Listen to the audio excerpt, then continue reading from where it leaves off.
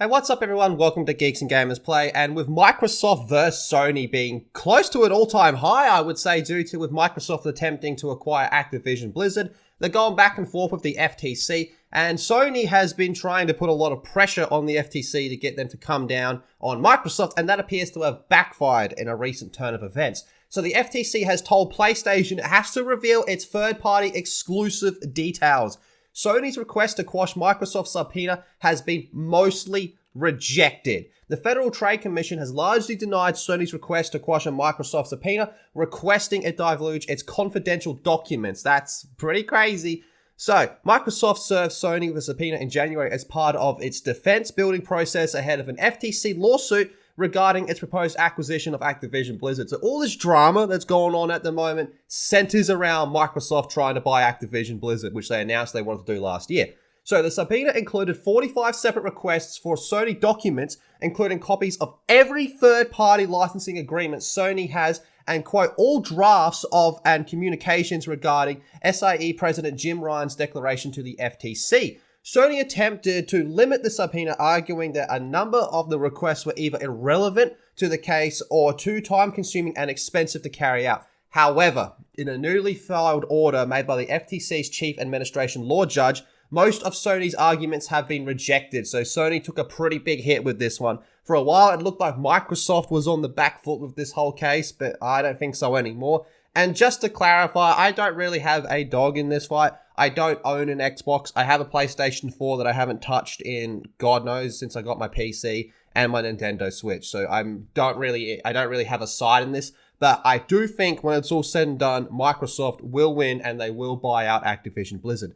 So most notable among Sony's requests was an order to produce a copy of every content licensing agreement it has entered into with a third-party publisher between January 1st of 2012 and present. That is quite a lot of documents they're going to have to get.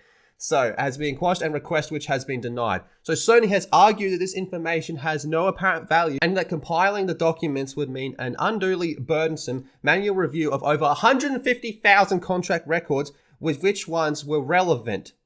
Microsoft's argument, which the FTC has agreed with, was that since much of the Activision Blizzard acquisition case revolves around whether gaining access to its IP could result in Xbox exclusive titles that could negatively impact the competition, it was important to understand the full extent of Sony's own exclusivity deals and their effect on industry competitiveness. So that's kind of a little dig at Sony because their own words that they use against Microsoft as to why they should not be allowed to buy Activision Blizzard. So Microsoft has kind of flipped that on that one there. The one request to the FTC did grant to Sony, however, was to limit the data range of the documents being requested. As such, only documents dated from January 1st, 2019 to present will still be required. So that's a lot more reasonable, but that's still a lot of documents. We're talking close to 4 years worth of. That's kind of, I'd hate to be the person that has to go through all of that.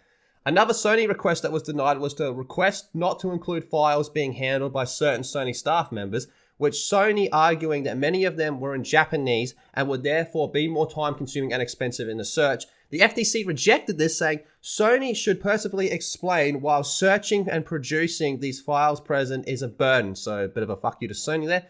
In December, the FTC announced its plans to sue Microsoft in a bid to stop the $69 billion acquisition of Activision Blizzard, which the regulator argues would enable the company to suppress competitors to its Xbox console subscription content and cloud-based gaming businesses. So then it just goes on to a bit of the back and forth that's going on between these two. It's been a wild ride. This whole situation has been crazy, and I feel like it's only going to get a little bit more crazy before we get to the end of it. But Sony is definitely taking an L on this one, and I'm pretty sure Microsoft is very happy with how this is turning out in their favor. But you tell me how you're feeling about this in the comment section down below. Be sure to subscribe to Geeks and Gamers Play and check out geeksandgamers.com, and I'll see you all in the next video.